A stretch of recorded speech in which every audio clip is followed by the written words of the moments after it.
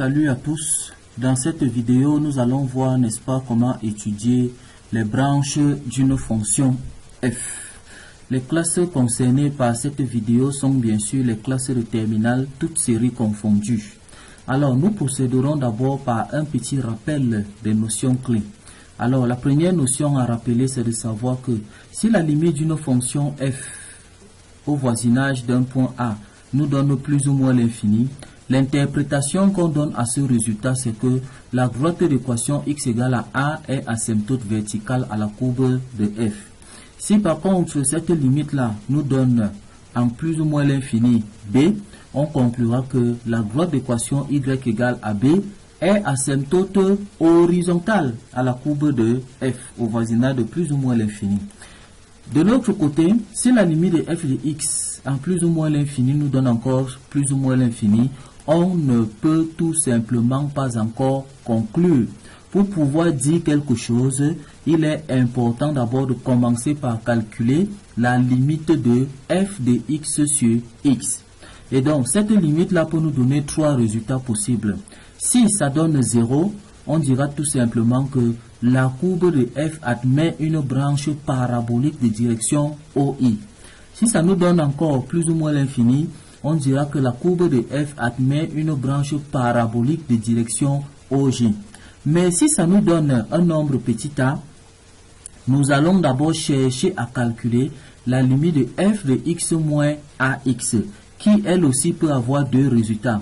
Alors, si cette limite-là nous donne plus l'infini, on va dire que la courbe de f admet une branche parabolique de direction y égale à ax.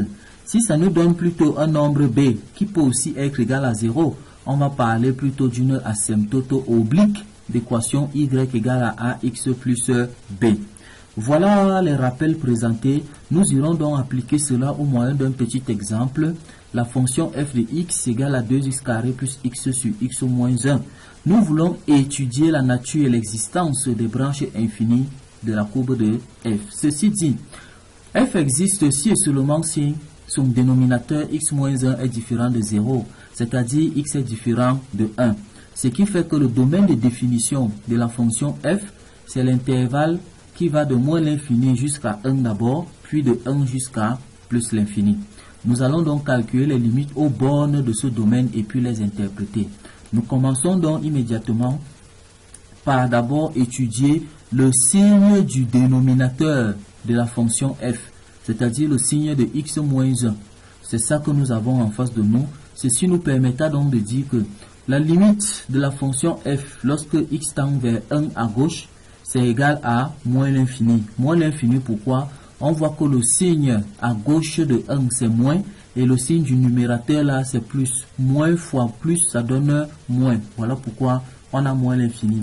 Et de même, la limite lorsque x tend vers 1 à droite de la fonction f, ça nous donne plus l'infini. Alors l'un ou l'autre de ces deux résultats nous permet donc de dire que la droite d'équation x égale à 1 est asymptote verticale à la courbe de f.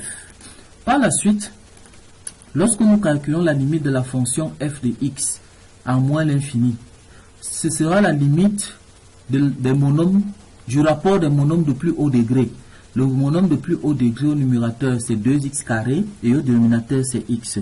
Et lorsqu'on simplifie, ça fait tout simplement la limite de 2x. Lorsque x tend vers moins l'infini, le résultat qui est moins l'infini. Et là, on ne peut pas encore conclure. Ce qui a lieu de faire donc par la suite, nous allons chercher à calculer la limite de f de x sur x lorsque x tend vers moins l'infini. Cette limite-là, après avoir remplacé chacun par sa valeur, nous fera la limite de 2x carré plus x sur x carré moins x. Et lorsque nous prenons les monômes de plus haut degré, en les simplifiant, on trouve que ça nous donne tout simplement 2. C'est déjà un résultat palpable. Par la suite, nous retenons donc que la limite de f de x sur x à moins l'infini donne 2.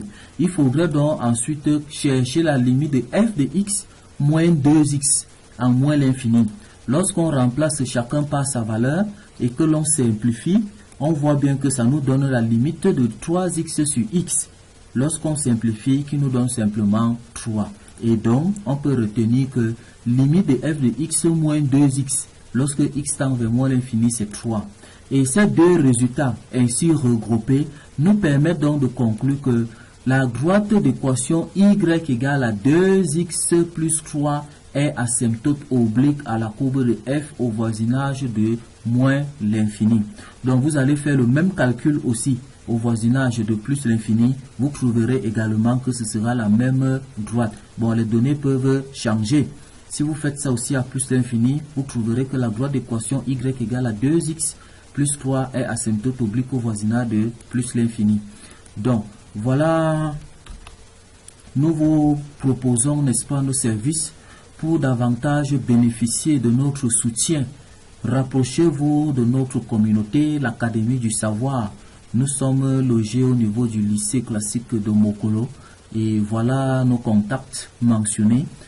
Bien vouloir nous écrire ou bien nous appeler pour que ensemble on vous apporte ce soutien-là qu'il faudrait bien sûr pour que vous puissiez braver vos examens de fin d'année. D'ici à là, passez un bon reste de la journée et à la prochaine pour d'autres vidéos.